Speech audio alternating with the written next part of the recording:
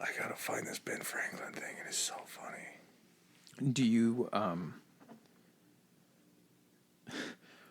ever think about how fucking like weird like tornadoes are? Constantly. I was watching this video and it was like actual footage. I don't know if it was like storm chaser footage or anything like that, but I was just thinking like people live in parts of the country where natural disasters like literally occur on the regular.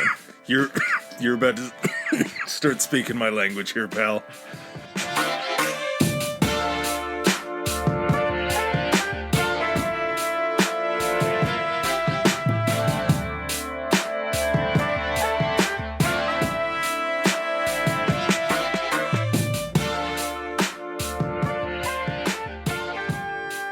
Anybody that lives in a place called Tornado Alley can fuck themselves. Or even around, like, I understand, like, the appeal of living in, like, Florida or the Gulf of Mexico.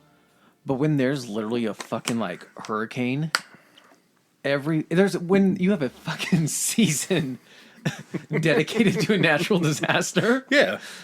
And then with fucking tornadoes, I don't think there even is a season. Isn't there just... I mean, I'm sure there's a time when tornadoes are more prevalent, like... when weather patterns are a certain way, but can you just imagine that, like, you are one of, like, the frontiers people, and you're just moving into, like, Kansas or Nebraska. That's where Tornado Alley is, right? I know it's Kansas. Yeah, and, like, Tennessee, Okay. basically the Midwest, Kansas. So you're making your way across the plains, and you come upon, like, a settlement in Kansas, and they're like, is this a good spot to stop? And they're like, it's excellent. There's land that you can go ahead and farm, and it's a beautiful country. There are the death winds.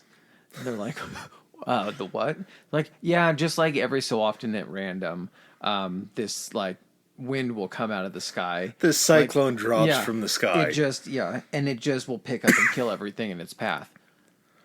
Okay, well, like, how do you, like, get away from them? Oh, well, you just have to try to hope they don't land close enough to you, and then you can maybe, like, run away. Every house has a bathtub in it. If you see the death wind coming, you jump in the bathtub. Yeah. We found that digging holes into the ground and going into those holes has been pretty successful against the death winds. Does your house have something called a tornado shelter? No, but we still have. I'm sure there aren't, areas within Tornado Alley. Well, shit, there might be like really expensive communities within that area, but why do people live there? I don't know if there are expensive There's so much. areas. I understand that, like, the population, but there's so much more country. Like, there's a place in the interior of the country that they could still move. They're like, hey, why don't we just stay out of that area where there's, like, tornadoes? Let's go to Wyoming where there's just nothing. Yeah. It's the same thing. You can do the exact same things in Wyoming you can do in Kansas. Do you think other countries have, like, areas within their country that they know as, like, the natural disaster spots? Like, does France have, like, a tornado alley? Like, do tornadoes even happen in France? I don't... It seems like everything's too close over there. Like, because they literally don't, we only get them in that small area. Well, it's not probably not that small of an area, but we get them in just that area of the country. We don't get, like... But isn't a tornado where, like, warm air and cold air meets? So, like, probably in between the Appalachian Mountains and the Rocky Mountains? I don't know that... Yeah, you could be 100% right. I wouldn't be able to argue with you on that. I know in, like, Japan, there's, like, bad mudslide areas. Yeah. Where every time there's bad rain, everybody just hunkers down and prays like to God. Like a lot of countries, I guess we don't get monsoons. No. We don't have a monsoon season like they do, like, around the Indian Ocean and all that stuff. And, like, Mexico, you get El Nino and stuff like that. Is that a thing still? Oh, yeah. El Nino's, really? It's like every 6 years or something like that. The baby? And the boy. The boy? The baby boy. That's what Nino is, the baby boy. Is it? Yeah. Okay. So that thing I was telling you about with Ben Franklin, he wrote something called Advice to a Young Man on the Choice of a Mistress. And he lists just a bunch of different stuff. Number 1, it says, I know of no medicine fit to diminish the violent natural inclinations you mention, and if I did, think I should not communicate to you. Marriage is the proper remedy. It is the most natural state of man, and therefore the state which you are most likely to find solid happiness. Your reasons against entering into it at present appear to me not well founded. The circumstantial advantages you have in the view by postponing it are not only uncertain, but their comparison. And he goes on, and basically he says that you should choose an older lady. Advice that in all your armors you should prefer older women to younger women. You call this a paradox and demand my reasons. They are these. Because they have more knowledge of the world and their minds are better stored with observations. That's not why. Because women cease to be handsome, they study to be good and maintain their influence over men. So when they stop being pretty, they start making themselves useful in other ways? Is that what that's saying? That's what it sounds like Big Ben's going for. I'm thinking, do you think handsome is a way they described women often back then? A handsome woman is the most backhanded thing ever. And then what do you do when she ceases to even be handsome? So she went from pretty to handsome, and now she's not even handsome anymore. Because there is no hazard of children which are regularly produced may attend with much inconvenience. So bang an older lady because she can't have kids anymore. I mean, he's got a point. Did he write this under a pseudonym? I don't think this is one of his pseudonyms. He had a couple of them that were very weird, like Justice Be Good or something like that. But are you quoting some type of national? Isn't that from National Treasure? No, I thought that was the Clarence Do-Good letters or something like that. That might be him. I think it might have been actually. Yeah, we'll get into that. I gotta watch that movie again. It's like one of Nick Cage's best movies. It is. Okay, so a couple things. I didn't realize that the majority of kind of this, not the majority of it, but kind of a central focal point was Galveston. That's where that's actually where I'm going for Thanksgiving. Really? Yeah. Oh. So it'll be cool if I can actually find some of this stuff down there. Because I'm sure didn't it mention, I read something about a plaque being down there and some other stuff. Yeah. Where Gordon Granger came and showed up in Galveston and he gave the general order, there's a plaque down there, and I want to say as ass backwards as Texas is sometimes, they started celebrating Juneteenth in 1980. They made it not a national holiday, but a state holiday. Yeah. There, which it took everybody else till last year? It's embarrassing to say, man, but I didn't even know what this was until up until a couple of years ago. Well, that's why we're doing it. Because there's probably a bunch of other people that don't know what it is. So what's even just stands out kind of weird to me is that, during this point of the Civil War, when the Union had won and they were having to travel to Texas because it was essentially the frontier of the United States at that point. It was the farthest point established east or west. So anything that had occurred there was going to be the last place to be notified. It's weird because, did Gordon Granger and because he landed, there had been 2,000 men there that landed in Galveston. Mm-hmm. So they actually sent them from the Union in ships? I don't think it was ships. I think they just brought them across the country because they had stopped in Louisiana before that. But Galveston is an island, isn't it? Yeah, so I guess they would have had to take ships out to the island. But I'm just wondering why they started with Galveston. And they wouldn't have, started North Texas and just worked their way. That's weird, right? Well, the whole idea behind Juneteenth is Galveston was the last place where they were freed. That's right, okay. So they had probably already moved through Texas and done all that, but... Which weirdly makes sense, because I know it's not, off, way off the coast, but maybe if it was an island, it was more isolated.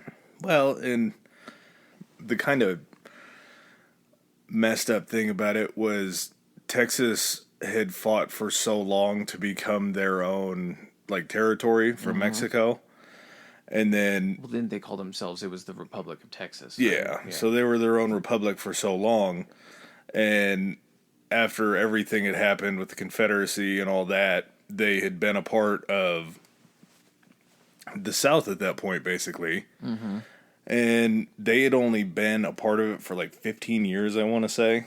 before all this happened, and they had actually won their last war that they had against the North in Texas. So after all this happened and they showed up, they're like, well, we don't really want to listen to you because we just kind of have done our own thing down here for so long. But at the same time, if you're going to be a part of the United States, if you're going to be a part of America, you have to do it. And that's, I think, where a lot of people in Texas fought it, which is kind of embarrassing because you lost. And I learned some stuff about, like, when the actual Emancipation Proclamation was made. Apparently, it was like Abraham Lincoln threatened to do the emancipation or to make it official if the South didn't, or if the Confederacy didn't surrender by a certain date. Which is weird because, like, why wouldn't you just do it? Like, I'm not questioning Lincoln, of course, or anything like that, but what I'm saying is, like, why was Lincoln's thing like, hey, either you guys surrender by this date or we're going to free all your slaves? Like, that seems kind of, like, weird, right? I would question Lincoln personally. I know that what he did was good. I know the Emancipation Proclamation was a good thing. Unfortunately, he has stated a couple times, obviously in the past because he's very dead now, that they would have not done the Emancipation Proclamation had the Confederacy just given up. That was like one thing that they saw because there were slaves escaping from the South and coming up to the North. Yeah. And they realized that they would be a lot better off and the Confederacy would be a lot weaker if they freed slaves. So Okay, that makes sense. If they got down there... Well, basically, you're cutting a lot of your labor force. And you're allowing more of your... Man, that does make sense when I think about it, like, as horrible as it is. So instead of having to take people that could be your soldiers, you're to go ahead and keep the supply lines for food and supplies and everything like that running, working in factories or fields, things like that. You already have your labor force. Well, so you're able to dedicate more people to the actual army. Not even just to mention soldiers, if you take everybody from their industries down there and you stop them from being able to run their commerce down there, then they're not going to have any money to support the army. Yeah. So if you cut their infrastructure, basically, then they're not going to be able to continue, which... Well, that's kind of a bummer to hear about, that wasn't always the intention, that it was a threat, that they were just like, all right, we're going to have to do it now that you guys didn't surrender on the date that I gave you. Yeah, I want to think that his intentions were better than they probably were, just because it was a big deal. Weren't there two Union Confederacy border states that even had slavery in them after the Emancipation Proclamation? It took them... It was like Kentucky and someplace else, and I can't remember which other. I think it was down on the Mason-Dixon line. But those still had slavery. So this was something also that what's kind of weird about it is, and I'm probably focusing too much on the actual Emancipation Proclamation, not like what we're wanting to talk about, but I saw like a graph and it showed what part of the country that the Emancipation Proclamation actually applied to. Yeah. It's like areas in red it applies to, areas in blue it doesn't. So it didn't apply to any of the Northern Territory or the Union Territory. And then there was a section around New Orleans. Wasn't that because that was still held by the French? Is that what it was? I don't know. This would have been pre-Louisiana Purchase, I think, right? No, Civil War was after Louisiana Purchase. Yeah, I don't know. We'll have to look that up and see, because I think that the French still had a stronghold down in Louisiana. So, and that's one of the things that when you actually get older and you look back in history, you realize that, like, the way you are taught is that you're not taught the complicated issues or the gray area. Like the Union during the Civil War, there were still slaves in service in the Union states or Union territory, right?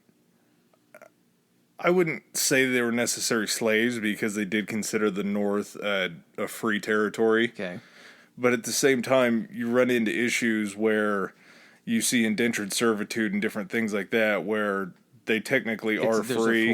There's a form of slavery still occurring. Because when you run into something like sharecropping or anything like that, where you're actually leasing out land, you don't have to be honest with those people. You don't have to pay them what they deserve.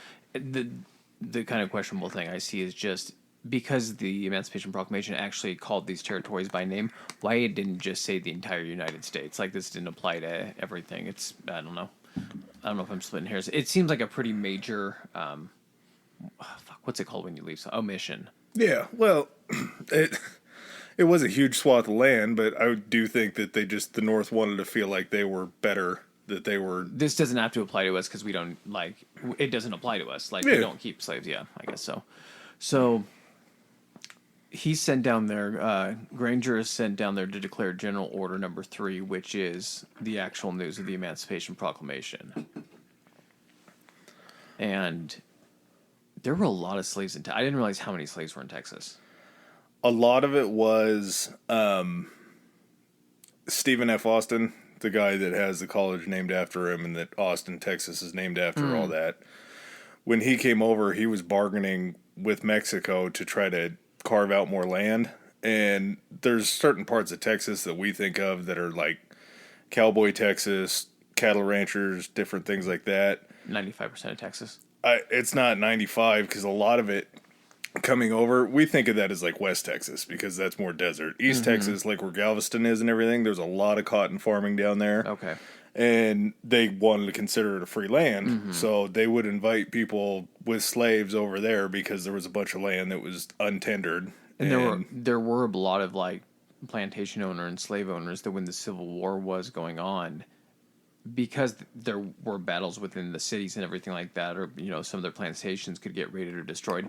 A lot of them actually went west with all their slaves to Texas because they felt it was a safer option. Yeah, it was remote. Until the Confederacy won, and then they could go back home and whatnot. 250,000. That's a lot, especially in 1865. Yeah, I mean that's just probably a fairly major city, and granted it is Texas, so it is huge, so they were spread out. But when the general showed up, he gave order number 3, and the slaves at that point, they were obviously joyous, but at the same time they had to be concerned. Because any sort of happiness or anything like that at that point that they showed, any sort of excitement, there was a good chance that there was going to be retribution, there was going to be payback. And Texas actually had rules in place at this time that no free black person could really exist in Texas. Like if you were a freed slave, you weren't allowed to be in Texas. So as this happened, and as the Emancipation Proclamation was given there was something called the Great Migration, where everybody from the South, all the black slaves from the South, started to move all over the rest of the country and started to populate it around there. And that's sort of how Juneteenth spread just from Galveston and Texas, where it had started, because they had their celebration down there, whereas not everybody else in the country really knew about it or knew what it was because they had already been freed at that point. So it was kind of like if anything, they would have their own celebration from the time that they were free. Yeah, exactly. Which would have been 2 years previous. Just kind of thinking about it, they started right away. After that first year, they would use Juneteenth. I didn't even think about this. This is the way they kind of thought about doing this. They would educate everyone on their rights to vote because they were provided rights.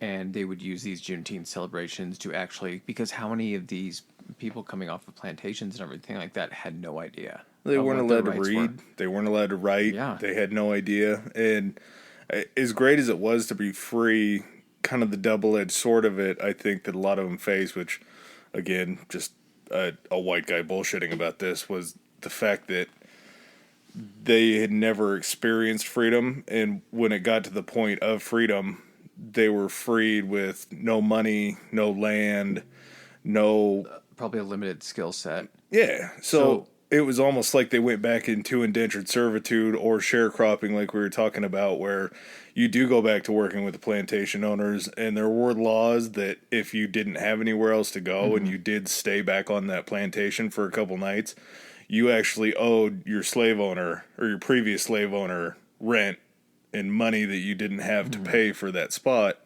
So you would go back into work for them, which it's unfortunate, but that was it's the cycle of, okay, so we're not taught to read or write because they want us, servile.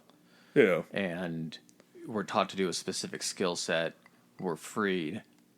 The only need for that skill set is due to the fact that we were just freed from those positions. So the only option we have, at least for a couple generations, is trying to do this and figure out how not to get shafted from a pay standpoint while we try to learn and, educate ourselves on this.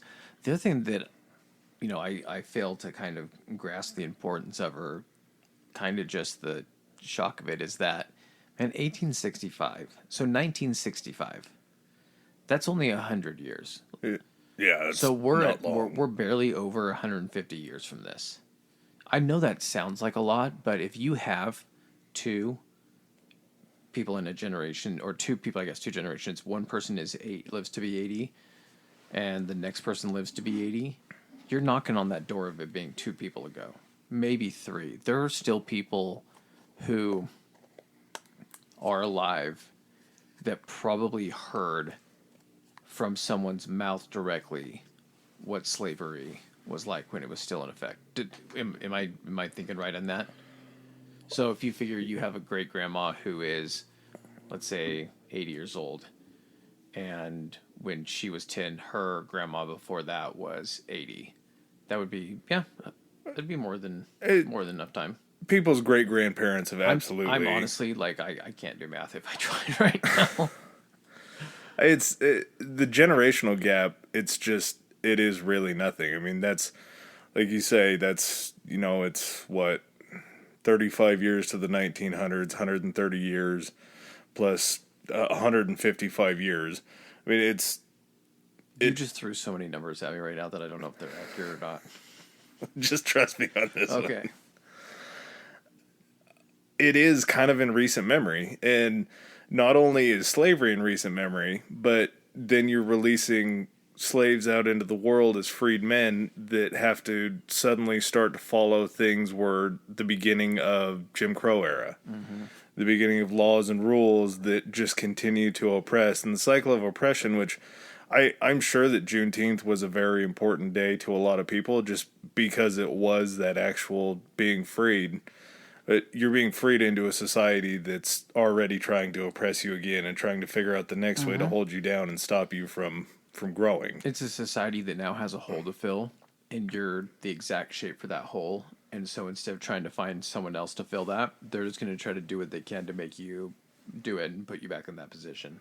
Well, when you start to gain footholds, like in Tulsa, when the Tulsa Race Massacre happened, that happened in a thriving black neighborhood where they were building up their own economy. They were shopping and eating at local black-owned establishments and starting to really make something happen. And obviously the former slaveholders and people that were still angry that they were free came back in there and massacred them. Well, did you hear how they kind of got around, these people that were trying to early on celebrate Juneteenth, and then even not so early on, early in this century, what they would do, because they weren't allowed to rent out like public spaces. So what they would do is a lot of them would they'd either pool their money together, or they'd meet on like public lands, like by lakes or something like that, or they'd pool their money together to buy a piece of property specifically for like these celebrations. I didn't see that. Yeah. Like a whole bunch of people would go together so they could have these, have these rights to actually do this on their own land.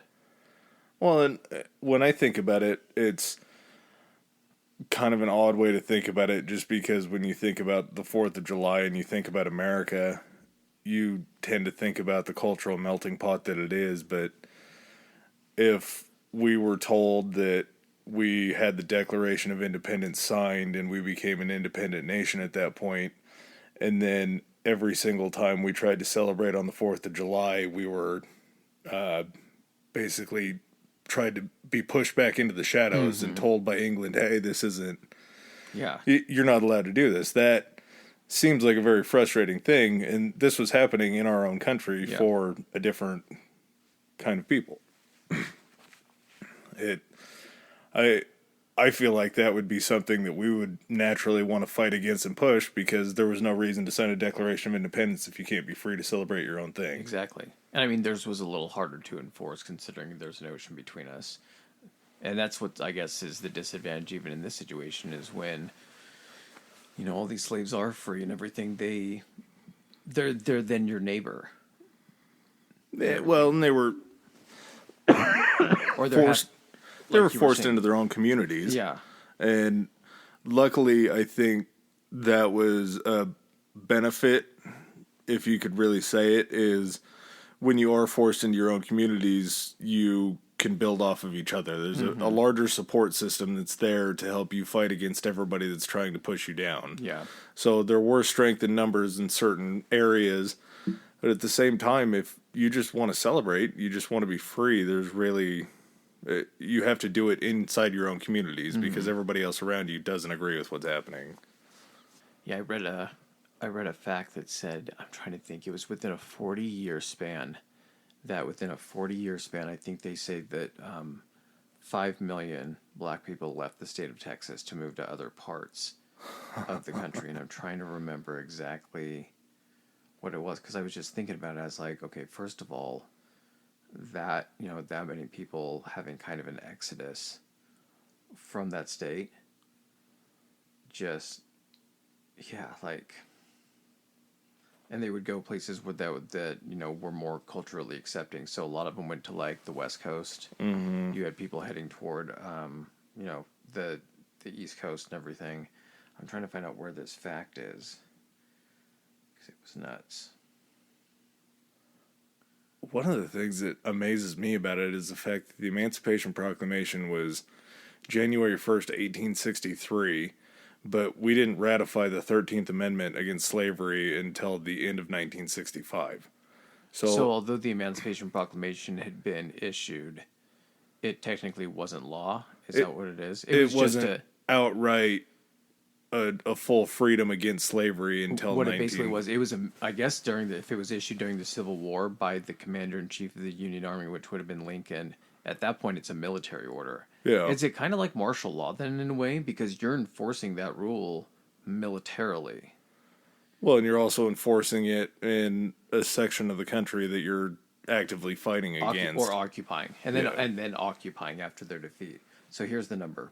So from 1940 through 1970, 30 years, they called it the second wave of the Great Migration. More than 5 million black people left Texas, Texas, Louisiana, and other parts of the South for the North and West Coast.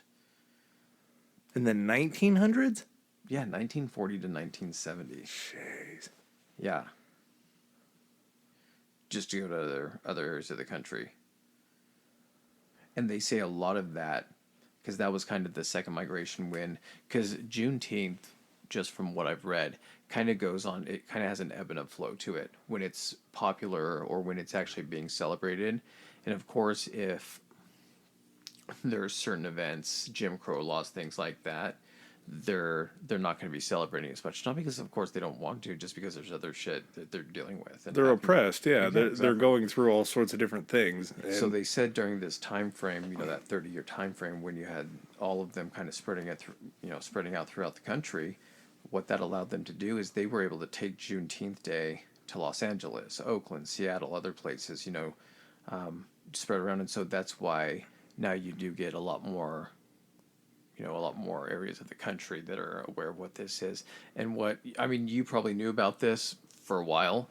I didn't know about this until, like I was saying, a couple of years ago. And it was just kind of, part of me was like, well, I know they didn't teach us this in school, which they should. Yeah, absolutely. And everything. But, you know, small town school system is just kind of, you're going to gloss over sections of history anyway.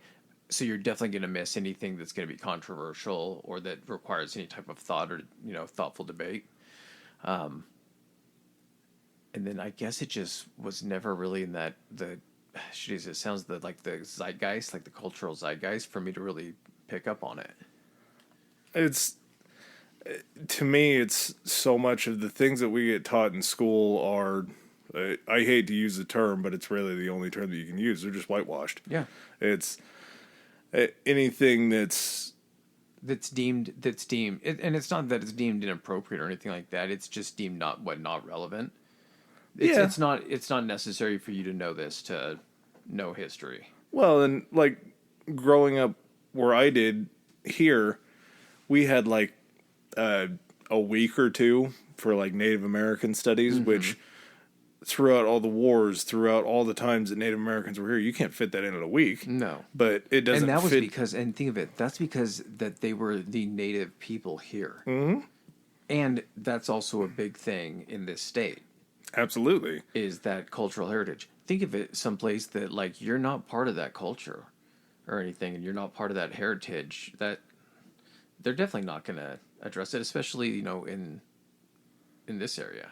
No, so much of it is, I would like to think that it's geographical. I hope that this is taught in other cities and other states, but really the reason that we wanted to do just this episode is to just kind of try to get the word out there and explain to what it is, because as white people, we don't always get to learn about other cultures like we're talking about in school. Well, until we researched it on this, my understanding of it was, after kind of hearing what it was the it's, they don't use the term celebration. It's the, I'm trying to think, what do you say if like a day is meant to celebrate something? Like a day of remembrance? Yeah, it's like the day of acknowledgement. I can't remember what the term is. Oh, it's commemorating. That's the word. I don't know how I can come up with commemorating. So I thought that it was the commemoration of the actual date in which the last slaves were notified of the Emancipation Proclamation of their freedom. Yeah. So it doesn't technically hit that date, because there were dates when, you know, slavery in either one form or another, or in remote little areas that weren't reached, it still occurred for years after that. Oh, yeah. But this is when it is kind of agreed upon, or was the date selected to be the commemoration date for kind of all of that happening. Well, and really, the way that I look at Juneteenth is a lot like, again, another shitty comparison, but it's a lot like Pride Month. Like, Pride Month isn't for us. Pride Month is something where we can be supportive of it, but we'll never really understand it. And Juneteenth really isn't for us either, but it's also a way where you can be an ally. You can be somebody that does support it. Just being aware of it. Yeah. And everything. So, that's all we really wanted to do, is just kind of give some backstory to it and kind of give the details and kind of explain what it was about and the struggle, you know, all these people went through, and it's just good to know. Good to be aware.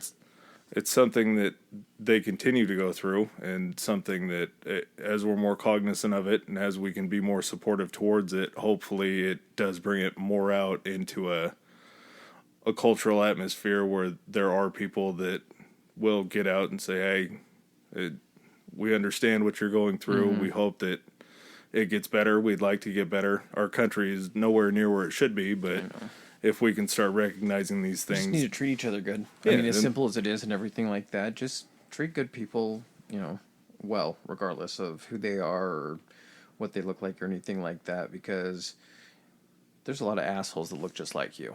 Yeah. Find good people wherever you can.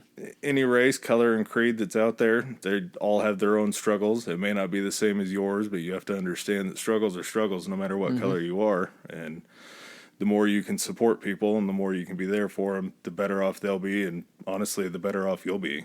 Hear, hear.